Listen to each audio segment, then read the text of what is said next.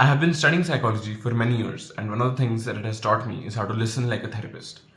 The skill is very important even in daily life, and so I have formulated a whole philosophy that you should focus on with 6 major statements that you should focus on when you're trying to master the skill of learning. The whole philosophy is titled Humble Understanding. So you're focusing on being humble, not valuing your opinion too much, but at the same time, your main purpose is to try to understand where the talker is coming from, what they're trying to explain to you, their whole situation. So the first statement that you need to understand and use is listen, don't speak. Embrace humility. So the point with listening is that usually when we're in social situations, we're driven to want to keep speaking. When you're talking to someone, they'll be speaking to you, and inside of your mind, you're thinking about what you want to respond with, what you are going to say in response to what they have just said, and so you're not as much focusing on what they're saying as much as you're focusing on what you're going to say next. And that is a thing that is not existent when you're going through therapeutic listening, when you're trying to listen to someone therapeutically. And by the way, when you're listening to someone therapeutically, which psychotherapists do when they're giving therapy, that also completely applies in general life situations. People are confused about something or the other always, all the time, and so you're always going to find yourself in some or the other situation where someone is coming to you and they want to rant about something, and you're essentially a therapist for them because you're helping them sort through their problems and talk it out and everything. And so the point is that when you're even in daily life, when you find that someone is interested in coming to you, ranting to you, talking to you, the point is that you should be humble and you should focus on listening therapeutically, just how someone would when they were therapizing a client. Therapizing, I don't think that's a word even. And so the point is, okay, I'm just saying what the point is again and again, by the way. You as the listener are not all knowing. Your opinion does not matter when you're listening to someone, because you're listening, you're not supposed to be talking very much at all. You're supposed to acknowledge that your opinion doesn't mean very much, because if you're telling them your opinion in the whole situation, unless they ask, is you're just making the situation more confusing for them. They have even more to work through. If they have a lot to talk about, that means that they have a lot to sort through internally. There are a lot of contradicting things, contradicting opinions going on in their internal psychology, and so they're trying to work all of that out. And when you're putting your leg in that situation and giving your opinion, which nobody asked for, by the way, you're just making the situation even worse, and now they have even more to think about. And no, you're not supposed to do that. That's just stupid. Okay, that's just plain stupid.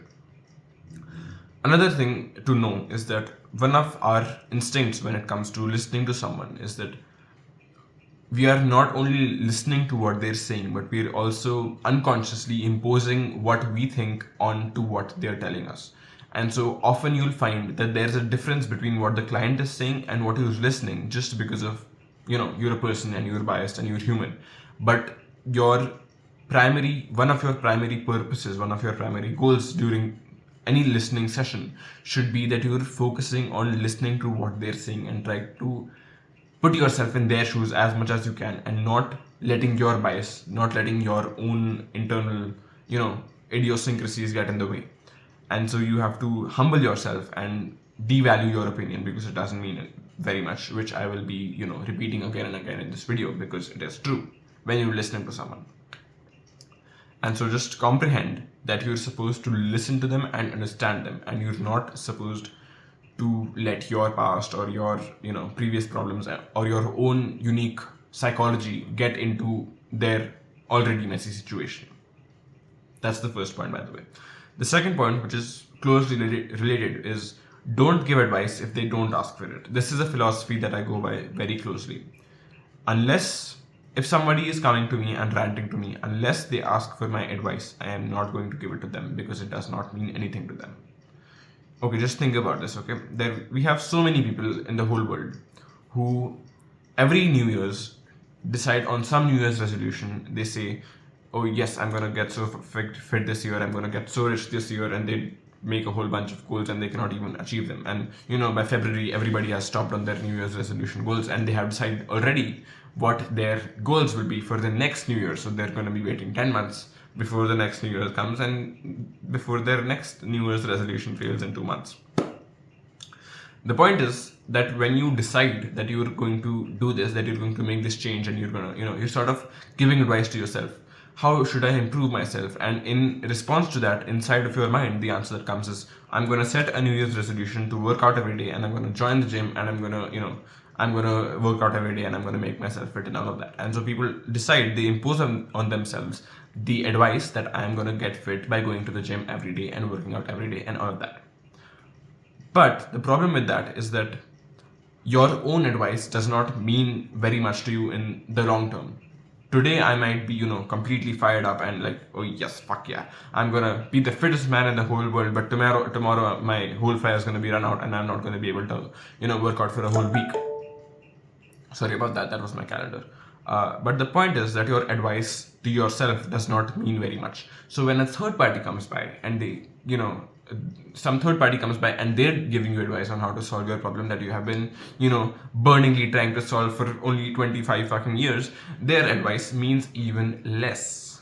You get that straight. You get that in your mind. Your advice means even less when you're listening to someone, because it is their problem, their life. You're not supposed to intervene in it, and your opinion does not mean very much at all, which is closely connected to the first point. So you're not supposed to give advice unless they ask for it. You get that straight. Okay, and there is also a whole big argument for this when you're looking at this psychotherapeutically as well. So when a therapist is therapizing a client, they're not supposed to give advice either. Okay, that is because usually people are not looking for advice. They're looking to speak, not to be spoken to. And so that is why the skill of listening is even more important, because people love speaking, because it sort of gives them the validation that, oh yes, I'm valuable enough that somebody can give me their time and listen to me and all of that, right? I completely forgot what I was talking about. Let me just look here.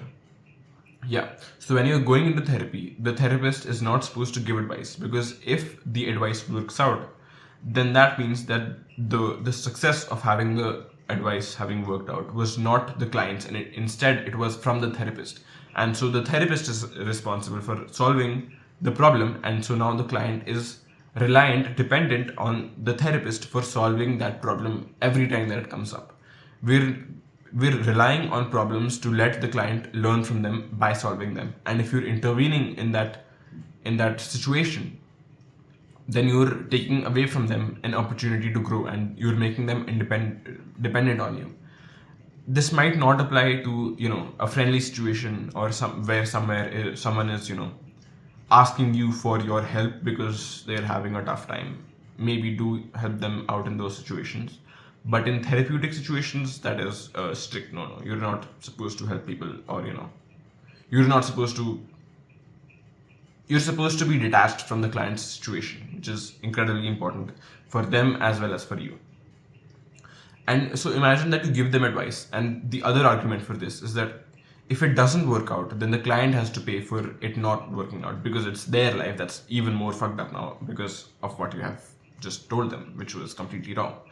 You don't know who they are, you don't know their situation, and so even if you have been through the same problem and been able to deal with it, their situation could be completely different, or your advice might not work out. Something might be different this time, which is even more reason to not give advice.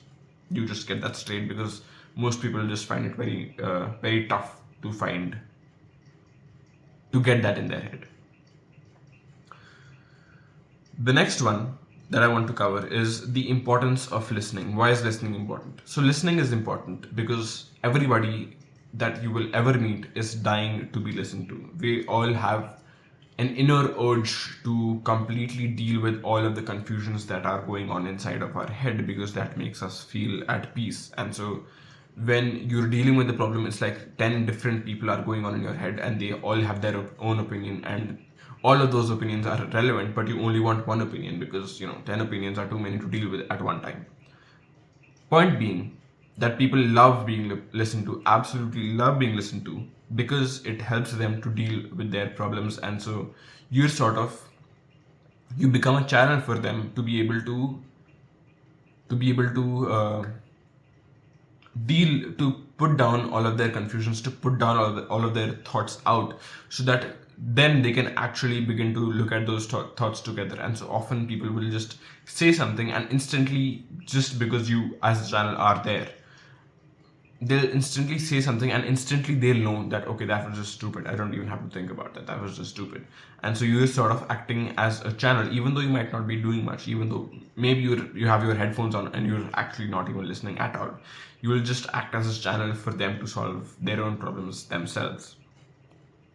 This is an internal drive that we all have to some extent. I call it the drive to integration, which is that you're driven to deal with the confusions that are always going to be troubling you in life, and so you want to talk about them, or you want to write about them, or you want to journal about them, or that is just you're looking for some way to deal with those problems. So Carl Rogers was a psychologist who really brought to popularity the idea of therapeutic listening and client-centered therapy, which essentially means that the psychologist is not giving advice to the client, which is how it used to be before, but instead the client is speaking about their problem in whichever way seems fit to them. And so he has wrote a book, I guess, named A Way of Being. And so if you're looking into this in more detail, you might like that book. In the book, he gives a nice metaphor for what it is like for someone to be really heard, for someone to really be listened to.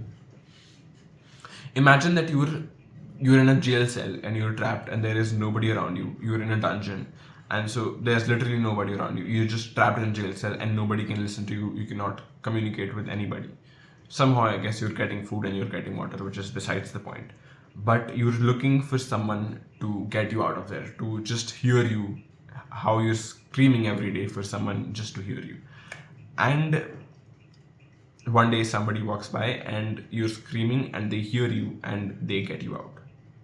Now the feeling that you would get, let's say after 10 years of imprisonment, of finally having gotten out and having gotten freedom, that is the feeling people get when they are actually listened to, because often we are saying stuff that even we cannot comprehend, that nobody is listening to, because we are all so focused on ourselves. So you're saying stuff, maybe with your behavior, maybe with patterns that you're not noticing. And when somebody listens to you so well that they can comprehend you better in some way than you did yourself, that is going to be completely world changing for you, and it's going to just completely blow your mind, because it's so awesome how somebody can understand you even better than you understand yourself. And that is what it is like to be listened to. And one of the things that you should really let sink in here is people feel alone. I'm going to repeat that because I don't know how to speak today.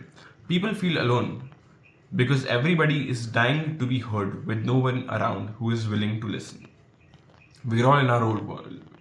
We are all in our own worlds, and nobody is willing to listen to each other. And so we're all, we're dying to be heard, but there's nobody around who will listen, because we ourselves are not listening to those who are around us, which is why listening is an incredibly important skill. As I said already, this is a skill that you can apply to every situation in life. It does not only apply to therapeutic situations, because in many ways, like 60% of this is just a statistic that I made up, by the way, it's not proven or anything. 60% of social situations are therapeutic situations, because your skill of listening applies to them and can help you be a better person, I suppose. So the next thing that I have in here is the analogy of the tank. This is not the army tank, this is a water tank. So we all have a water tank that is our mind, and our mind is filled with thoughts that need to be said out loud or written or something of that sort. And so the more that we have inside us that hasn't been said, that needed to be said, the more our mind will be confused and non-clarified and in need of speaking to someone. And so the people who haven't been listened to all their lives and haven't had anyone who would let them rant about whatever was going on have the most shit water piled up in here, and they cannot put it out because they don't have anyone who has let them rant about whatever is bothering them. Point being that the longer the longer you have been dealing with something without using a good way of ranting about it and letting it out of you, the more confused you will be because of it. And so when you discover some channel to be able to clarify your mind, it could be talking to a therapist, it could be talking to a friend, it could be journaling or meditating, it could be any of those. You just have to discover what works for you. After that, you will find that it will completely surprise you how fast you can go from completely confused to completely clear. And you will be surprised how you were even living life before because of how confused you were before. And that is important to recognize, because many people that you will encounter will be those people who have a lifetime worth of tank water tank being full, and they're gonna let it out all on you. And when that happens, you're supposed to be detached from them enough so that their problems don't become your problems, but you're gonna have to be attached to them enough so that you're still listening to them and you're empathic toward them and humble and trying to understand them, which is the point of listening. The next point is solutions need insight to carry strong weight. So this is this is another strong point for why you should let people work through their own problems. Basically, this means that whenever you're dealing with the problem, it requires a lot of work for you to be able to deal with that problem. If you're, let's say, 20 kg overweight or 50 pounds, I think that is 20 kg or 50 pounds overweight, that is going to require a lot of work for you to be able to lose all of that. And so it can't be that 10 people just come around one day and they're like, okay, we're gonna make you lose your weight, and they start pushing you like, oh yeah, you can do it, god damn it, fuck yeah, you can do it, go work out, go run, whatever, all of that, right? They can only do that for so long, and eventually you will find that no, I just didn't have enough push to be able to lose that whole 20 kg. And so you will find that since problems are so tough to deal with, people need a strong drive to be able to deal with them. And so even when they're at their low point and it's like, oh fuck, I've done workout for a week already, or 3 days already, and I can't work out anymore, I'm done with all this shit. They need to be psychologically developed enough so that they can even go through that dull phase. And so you cannot artificially push someone to deal with their problem, because who knows, maybe that problem will just return even if you can help them solve it. And so the point with therapy is that when somebody is talking about their situation, sometimes they'll discover something just through their random rant, that they have solved their problem for themselves or have had some revolutionary seeming idea that could actually lead to an actual solution. If they don't have that, if you tell them the insight instead of letting them have it in themselves, you will find that they don't have the same push that they had when they had that inside themselves, because people are arrogant, they value their ideas more than they value somebody else's ideas. And also, it is sort of like when you get a nice idea, it's sort of like, it feels right, it feels like a dopamine hit, and you feel like, okay, yes, and you gotta push with it and you want to do it, and that's what it is. That's where the push to solve a tough problem comes from. And so the next thing that we are focusing on today is how to listen. Be silent for the most part. Ask questions. The more they speak, the better it is, and also the more they speak, the more they progress. By the way, I'm looking at my script here. This is not a script, it's more like it's a points to cover sort of stuff, and this is a pretty long video, and so I need it as well. One of the things that is very interesting when it comes to therapy is there's a story in one of Carl Rogers' books, A Way of Being Only. So one time, basically, he was a therapist and he used to deal with children. And so he would sometimes have children come along with their parents, and he would therapize the child and the parent together or separately. And so one time, an intellectual sort of woman came by, and she realized that she had been resenting her son, and so she wanted Carl Rogers to therapize them and sort of deal with the problem. And so they keep talking about the whole problem for a few weeks, and Rogers at the time, therapy was not as progressed as it is now, because that was like 50 years ago. And so Rogers would be leading the therapy, and he would be asking questions and suggesting things that the client might try, or sort of prescribing things that the client has to do for now, the mother. But even after many weeks, there was no clear solution. The problem wasn't being solved. And so Rogers realized that, and he on one of the sessions, he told the mother that the problem isn't being solved. I don't think it is worth your money, worth your time to be coming here and talking to me. And so I think you should just go back and maybe try something else or something. And so the mother gets up from the sofa and she begins leaving, and she goes to the door, and then she turns around and she asks Rogers whether he provides therapy for adults for her. So she wants therapy for herself. And Rogers is a little bit weirded out because it was pretty random, but he's like, okay, sure. Sorry, that was my calendar once again. I really got to do something about that fucker. Anyway, so the woman comes back and she sits on the sofa, and now she begins leading the therapy and talking about everything that is on her mind.